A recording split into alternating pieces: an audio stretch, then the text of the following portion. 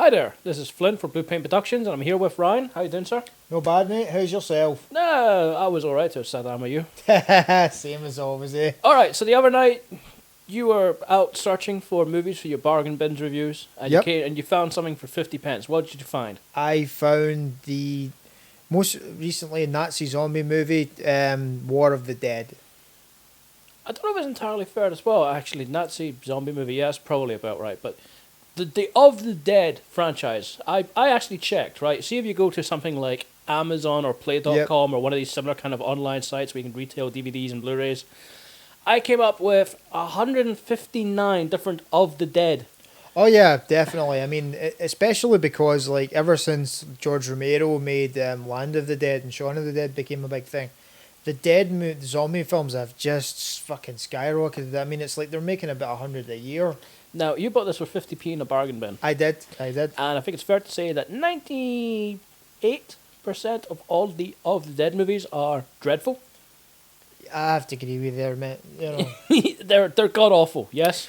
But the thing you really have to put in perspective, mate, is like, bear in mind, we both grew up in a time when people bought horror movies purely on the cover. You know, it's like, you know the one I'm talking about. When we were younger, we'd get our big brothers or cousins or whoever to go in and get the video for us, and you'd see a picture of a guy in a hockey mask holding someone's head while riding a motorbike with a chainsaw for an arm, and then you get the film back, you sit and watch and think, and it end up being absolute shit. You know, and that was a prime example of the fucking cover being better than the movie. I think that was a prime example of that. What is that got to... Oh, you mean like the name Of the Dead is just become synonymous with a gory kind of picture? Yeah, gory kind of 80s Okay, I get what you mean, but for reference, actually, I was more into comedy when I was younger. I liked Laurel and Hardy and things like this. Oh, Laurel and Hardy, you can never go wrong with My dad was an old git, so I've got all his old BMX tapes, so that was cool. But we gave this movie a watch, and you went into it with hope. I went into it with dread. In fact, I was taking the piss out of it before it started. The opening sequences. Let's start from the beginning and go through it a little bit, and then we'll talk about the overall thing, right? Yeah, sure. The opening sequence. Okay. What a useless, pointless shot. Yeah. Oh, sorry. Should we explain? Yeah, well, a quick explanation, basically. Bottom line is, you start in this opening sequence of a friendly soldiers being taken in by German soldiers to a room. It's obviously not somewhere where something nice is going to happen. Sure enough, there is a bit of a fight. People try to scuffle and all the rest of it. But eventually you get one of them into this room, and it's basically experimentation on humans. Yep. You're not entirely sure what's going on. You just know it's not very nice. Yep. And, of course, there's also the introduction of an SS officer who's not seen again until the very end of the film. Yep. It has nothing to do with the film whatsoever. It tells you nothing you need to know. It's wasted screen time, really. It is completely. You know, it's like you're thinking, oh, okay, here we go. And the scene, it sets it up really well. You know, if they delivered on what they showed, that would have been an innocent movie. But, you know, it's like the classic thing, you know, the person being experimented on. And, you know, I need to get this out of the way first and foremost, right? A lot of people are going to say, oh, for God's sake, he's fucking nitpicking. They make the classic mistake, and I'm talking about a mass majority of war films make. See, when you see the standard SS officer who's wearing the black uniform with a swastika. Yeah, I know. I got to do it. I'll be kicking myself for the whole Go on, say it. Get it over with. Right, okay. The Nazis that you see in the movies with the black and, you know, and the swastika armband, right? Basically, that didn't happen in World War II. Let me fast forward for you. It's the wrong uniform. That's a dress uniform, not a military, not an outdoor shooting at people military uniform. It gets on his nerves. You hear more of this as we go on. You just fucking... You're ranting. You're ranting. Oh, God almighty. How many people turned off? Well, how many people would have been turned on if they'd heard my explanation? I don't want to hear the words of you turning on ever again. Let's just move on. Yeah, Okay. Fuck's sake. After the opening sequence, we get to this scene where actually no, but the next sequence after that is the guy walking into the old man's house, isn't it? Yeah, that's right. And that's an interesting series. That sequence is actually nice. I like that. Yeah. It seems to be a setup for something that's going to happen, and in a sense, it is. Yeah. Although you do have to make a lot of assumptions in this film, which is a downside. But what, you going to add something to the romance I was just going to say, like, the start of the premise is an interesting idea because it's different. it's the Russians who are it's basically is the Well, heroes. that's when we get outside. Oh and yeah, of course. that's the captain during that sequence. When Yeah. we get outside, and then the captain's greeted by an American lieutenant Yeah. played by a British actor who I'm sorry, I actually quite like this British actor. He's been in a couple of things. The Bill. No. The one who was in the bill was the photographer guy. Oh yeah, the photographer. Yeah, guy, the captain. This may actually blow your mind if you haven't read this yet. I've actually got it right here. The captain of the Americans, who's actually a British actor, is Andrew Tierman. So I apologise if I'm not pronouncing that correctly. I was trying to figure out where I've seen him before, and it suddenly came back to me. I've seen him in Lock, Stock, and Two Smoking Barrels. In the sequences in the bar, he's the guy in the back, always having a pint. He's by himself. he is actually down as man in bar. He's in Interview with the Vampire. He's one of the Antonio Banderas is the vampire troupe basically. Oh yeah, the vampire actors and all. He's also in Doctor Who. He's the nasty landlord in the one with the little boy who's scared and he puts everything in the closet. Oh yeah. Yeah, he was quite good. But this is the one that blew my mind. He has actually been a major character in a major film. Can you name it? Oh, you got me there, man. He was Eviates in 300. That's What? that's the hunchback guy. And at the end of the film, King Leonidas turns around and goes, "You there, Eviates. May you live forever." Of course, there's no greater insult. He was Eviates. And he's in the new one as well. Is he? I hope he gets a spear rammed up his ass. Not the actor, the character. Yeah, okay. That's a different review. Yeah, we'll do that different. But shockingly, he was actually Eviates. That's pretty. Yeah, that was a pretty big role for him. that's a pretty impressive resume. I got to say, man. So yeah, I mean, have a bit of a long start to your career, mate. But hopefully that'll get you a good kickstart. So credit to him. However, the accent. Ah man, don't be wrong. There were certain points where it wasn't bad. It was almost forgivable. But for the biggest part, it just wasn't, was it? No, it's not quite bad as Gabriel Byrne's accent in The Keep. But it's hard when doing these reviews not to be like a backseat director sort of thing, saying I would have done this differently, I would have done that differently, because you're trying to get comparisons to other films and whatnot. However, after hearing his accent, I'm assuming there was some sort of like screen takes or something before the film at least. Possibly. I would have maybe rewritten it to he was a British officer who said, "Where are you lot up to? I'm going to come along and keep an eye on you."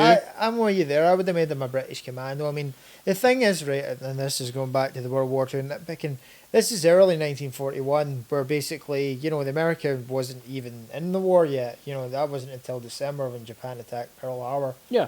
So it doesn't make any sense for that to have an American character in it. I'm guessing the reason they made him an American character was though this movie would be easier to sell to the American market. That's not an unusual tactic to put an American character into the film. They did the exact same thing with The Extraordinary League of Gentlemen.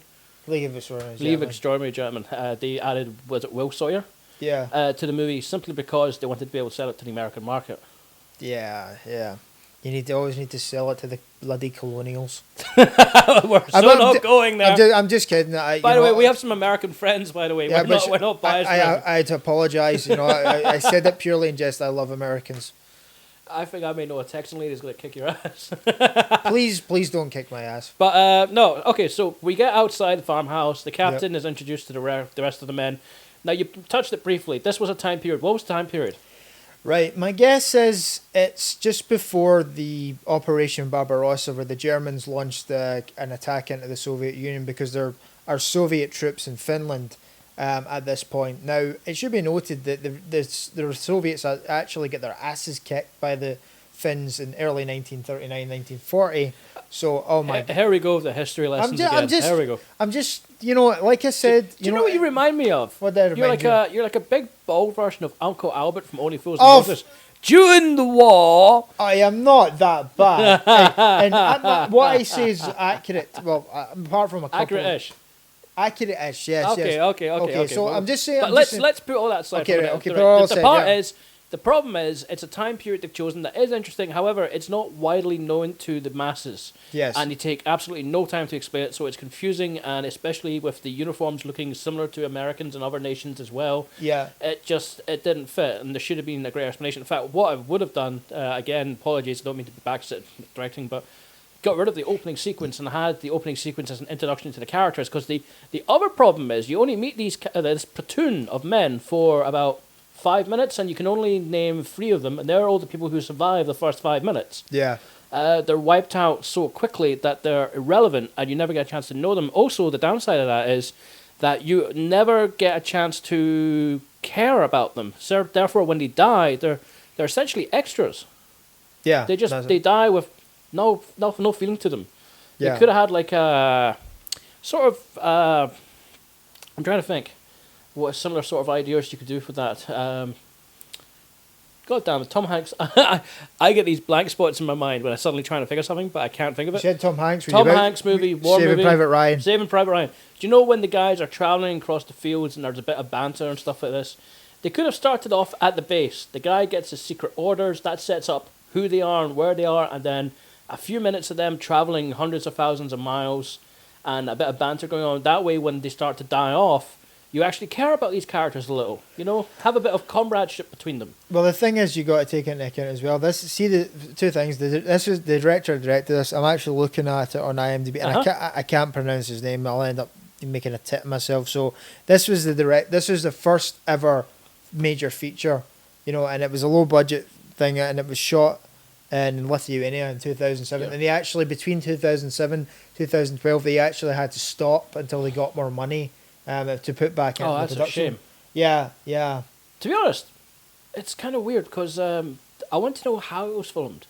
But did he film it more or less in sequence? Because if it was, then the second part, when he came back to shoot the rest of the movie, while we are being quite negative, we actually have a lot of nice things to say about this film. Like, really a lot of nice things to say about this film. And Definitely. it kind of feels like halfway through things changed, and I originally started off dreading this film and going, yeah, but towards halfway through, I started to love this film. Yeah. It was actually really good. The ending was a bit cheesy, but overall, I really loved like this film. But you know, you were making the point of it. I think you can tell that several shots are shot out of sequence. The prime example is the opening, because that doesn't really feel like it belongs anywhere in the movie. That feels more like a deleted scene. Yeah, it almost is. But there's lots of things. Like the captain picked up an item in the old man's house, and that's partly what starts the whole apocalypse. Yeah. They get stuck into an ambush, and a lot of their men die. When they retreat to go into a foxhole to hold up, in the middle of the night, they start seeing people moving, and it turns out to be their own troops. Yeah. Also, some German troops as well. No, it's not Germans. It's the Finlands. No. The Finnish and the Soviet troops, and that's the different thing about this one. You may think it's got a Nazi zombie on the cover, but the Nazi zombies don't actually turn up in the movie till about 3/4 of the way through. I don't know if that's fair. About halfway through, isn't it? Oh no, you're right. Because there's quite a long sequence in this one. Because you go from that sequence to a sort of Evil Dead, we're stuck in the shack in the middle of nowhere sequence. Yeah, that kind of thing. Yeah. And first of all, from the outside, it looks like a regularly sized shack. Inside, it's a bloody TARDIS. This thing is huge. Yeah. It's a big building, and apparently has a garage we never noticed. Yeah, it's a massive bunker complex. Now, before they get there, they meet a Finnish soldier. Or is it a Russian soldier? No, it's a Finnish, isn't it? No, it's a Russian soldier. It's a Russian. Oh, no, they are the Finns. Yeah, they are the Finns. Yeah, the Finnish soldiers meet a Soviet soldier, who seems to be some sort of nice young little private. Yeah. Then he says, I will help you, and so on. So he gives them their gun, so they let him tag along. He shows them to the farmhouse. They start to defend the farmhouse from zombies. They get attacked. Classic kind of, Night of the Living Dead kind of feel to it. Yeah, there's a classic stuck in a shack kind of scenario to it. You know, a bit of cabin fever, a bit of zombies turning up. Somebody gets bitten, so on and so on. It's not bad. It's not a bad sequence at all, right? But it kind of goes on for a while, but it does allow you to actually take the time to actually start to care about some of the characters, which you haven't had yet in the film. So overall, I forgive it. However, there's something that's bizarre to me. The American captain and the Russian soldier, they go off to check out part of the place and find the automobile. Yeah. And they're fixing up the automobile. And the American captain's trying to start it up, and the Russian's like, works better with gas, yeah? Mm-hmm. So he gives them the fuel, they fuel it up, and that's when the zombies attack. And all of a sudden, this young, terrified, Soviet, probably conscripted soldier turns into Captain America. Yeah. And wipes them all out with a shovel. Yeah, it's like fucking. It's like it turns into like a fucking kung fu movie. You're like, holy shit. Yeah, it's totally bizarre. It just suddenly he wipes them all out, and for No, the no, rest no. of The movie, Russian soldier, he essentially becomes Bruce Campbell. no, because Bruce Campbell got his ass kicked. This guy was ja ja splat. That's stam, true. Bam. That's true. It was just it was. Do you know, it wasn't over the top. It actually fit in well with this action sequence, right? Yeah. But it was never spoken of again. Like, this guy was just all of a sudden he was just a good soldier. He was tough. He could take care of himself. Yeah. And there's no mention of it. But then they they basically escape, and the original captain of the brigade becomes a zombie, and Yep. he sort of becomes a boss, basically, like a video game End boss. of level boss. He starts off like the nemesis. Every time they stop for a breath, here he comes again. It was, Yeah, but yeah. it was good. He actually looked really good with the makeup and stuff like this. He was actually something you waited for to come back again and again. Yeah, pretty much. Then eventually they go to a town, and the town's been wiped out. Yep. And it turns out that, well, we won't go into too much detail because I don't want to spoil things, but it turns out the town wasn't wiped out by zombies, it was wiped out by the war, and the only survivor, by some miracle, is our Soviet friend's girlfriend. Yep. Which is nice. Yeah. No problem with it, really. But Like, she's just there to be a scream queen. well, yes, she basically is, but at the same time, she isn't like traditional, like, blonde girl that gets lost in the woods. She does actually stay with him until the last kind of towards the end. Yeah. However, the thing that got me, and I don't know if you noticed this, because we deliberately decided not to talk to each other after the film. We had a bit of banter about it and changed a few notes, but not into detail. Did you notice that this is deliberately shown, the director deliberately shows that she is wearing an amulet. Yep. The amulet is the exact same design as the top of the device the captain stole that started all the zombie stuff in the first place. Yep. It's never spoken of ever again. No, but it's just like, what, is she immune? Is it? Yeah, what's the story there? Why was it in there, or why was it cut out? And if it was cut out, why wasn't his noticing it cut out? Yeah. Are you planning for sequels? I mean, there's a lot of interesting stuff in this film. And overall, like, I actually want to see more stuff from this director because it's kind of good stuff. So yeah. I mean, I really did enjoy it. Like I said, I mean, it's not getting won an award at the Toronto Independent Film Festival. For best first, debut of a director, that kind of thing. And deserved. I think it's got potential. It's an enjoyable film. It's like I've actually looked it up, and IMDb it has 4.1. Yeah. I think Rotten Tomatoes, I think it has about 49%. And other places it gets about 50%, and I think that's deserved. Because when you think about it, super good movies are often going to get like 7.4 on IMDb and stuff like this. So for it to get 4.9 despite its flaws and despite the problems they had making it, says quite a lot about it. And the more you get into it, the more you actually start to like the characters you have. You end up liking the American captain. Yeah. You end up liking the Finnish lieutenant. And you end up liking the Russian private. Yeah. And then it kind of takes a turn because eventually they get away from the town, they get into the facility. Yeah. They need to go there to make a radio transmission to call for help and to call for the zombies to be wiped out as well. Yeah. When you get there, of course, it's the Russian facility it's the German facility where all this was actually happening. Yeah. So finally, you've got your Nazi zombies. And Ryan was a lot happier. But so when you get in there, it suddenly takes a turn. It suddenly becomes your kind of classic in a facility being chased by. Well, no, it does. It takes a while. It starts off a bit Resident Evil style. You're exploring. You're finding out what's happened. And then shit hits the fan. Yeah, and you then got guys in test tubes the and the wall rest and of it. shit like that. The Russian guy ends up finding someone on the floor that's clearly been bitten and beaten. Basically, he takes a look at his wounds. Talks. The guy. Well, we won't go into too much detail, but basically he hands him a grenade. And the guy says, "Thank you. When will I know? You'll just know." And I like that scene. I thought that scene was kind of very in touch with the kind of gritty nature of it. I think it was a bit of a shame we never heard or did we actually hear the pop? I don't think so. It'd have been great to do a kind of Vasquez kind of, "You always were an asshole, Gorman." Like something like that. I don't know if that would have kept in the tone of this film, but yeah, it's some sort of finalization to that scene would have been nice at some point during the film. But the girlfriend then kind of disappears and gets into trouble, and she's gone very quickly. And it just seems like they were going to do something with her and her plotline with the amulet and whatnot, and then decided, nah, let's just kill it. Yeah. But from that point onwards, when it really starts to change towards the ending, the three main characters that we're left with, the Finnish lieutenant, the American captain, and the Russian private, really become three-dimensional and likable. Except for the fact that the British actor playing the American lieutenant that then pulls off a sort of John Wayne, you guys lock yourself in there, I'll take care of the zombies moment. Yeah. And that's the point where it kind of spoiled it for me. Not because of that sequence, that was all fine, but then the Finnish captain turns up, who's the zombie boss at this point. But then when our two friends eventually get out of the room they're in and call for help and all the rest of it and get outside, there finally is the SS officer, who's basically another boss battle. Yeah. And it's kind of bizarre. It seemed out of place. It did. It was like something you would do in Resident Evil. As a matter of fact, when I started watching it, my thumbs started to go like that. I was playing a video game. Yeah, you were looking for the power-ups.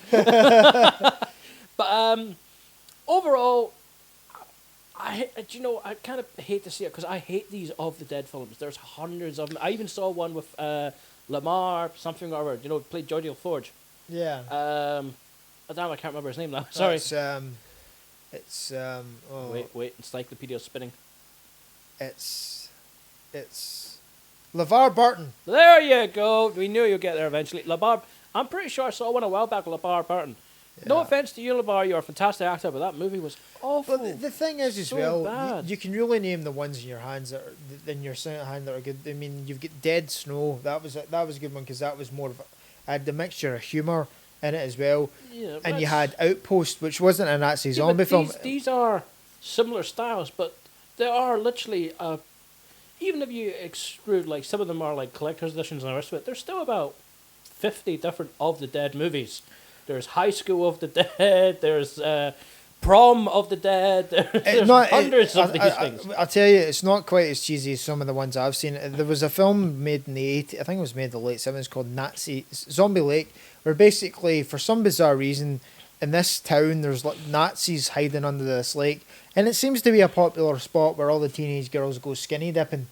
So you've got basically zombies basically eating, grabbing and... You don't see anything, but they're not doing anything good with the. So it's Piranha 3 Double D with zombies.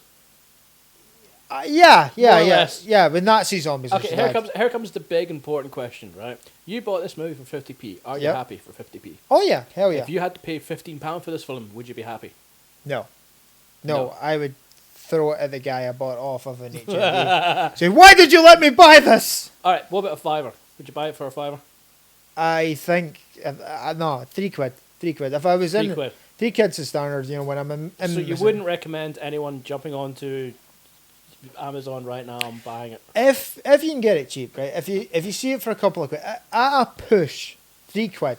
If you see this film for maybe £3 or even less, and you like your kind of World War II kind of Nazis, or you just like a decent horror / action flick, then yeah, go for it.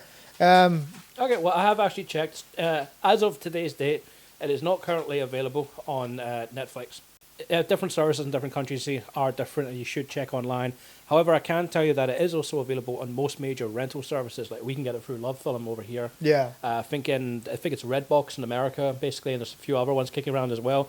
So if you do have a rental service, I highly recommend adding it to your list. It is actually worth a watch. Don't go in with high expectations, but at the same time, it's very cool. The final Z designs were actually very good. The actors towards the end, especially the comradeship, actually starts to kick in, and you really start to care about these characters. And overall, it wasn't an amazingly good film by any stretch of the imagination, but it also wasn't a bad film by any real stretch. It definitely had its merits. And for a first-time director, it was very well shot and very well lit and stuff like this. The details were fine. It was just the story that wasn't quite gelled completely together. And considering that he had to shut down the project once or twice due to budget reasons, overall, it seems to be very consistent. Yeah, definitely. I mean, it's got that classic kind of, I keep going back to it, but it definitely has the feel of a John Carpenter film. The perfect mix of action, horror, and a little bit of humour thrown in. Mixes that really well. And I think, like I said, like you said, Flynn, it's like, don't go out your way to buy it and pay full price for it. But if you see it, if you're out and about at a second-hand shop or something like that, and you see it, and it's going for a couple of quid, get it, sit down Saturday night, couple of beers, pizza, it's that kind of movie where you just leave your brain at the door and just enjoy, guys blowing the shit out of Nazis. Your favourite film, basically. Yeah. Overall, we like this film. That's it. Aye. We're giving it about a 50% rating each, basically. Yeah, definitely. Okay, that seems about fair. There's lots to like about this film. It looks good. It's shot well. It's actually quite fun. Some of the set designs are fantastic, especially towards the end. What we would say is forgive it the first half hour. Yeah. Right, bring in some popcorn, have a couple of beers with your mates, watch this film. After the first half hour, I promise you will start to get into it, and it is a decent movie. So, I've been Flynn from Blue Plate Productions. I've been Ryan. And we hope you enjoyed the review. Thanks Cheerio for for next watching. time.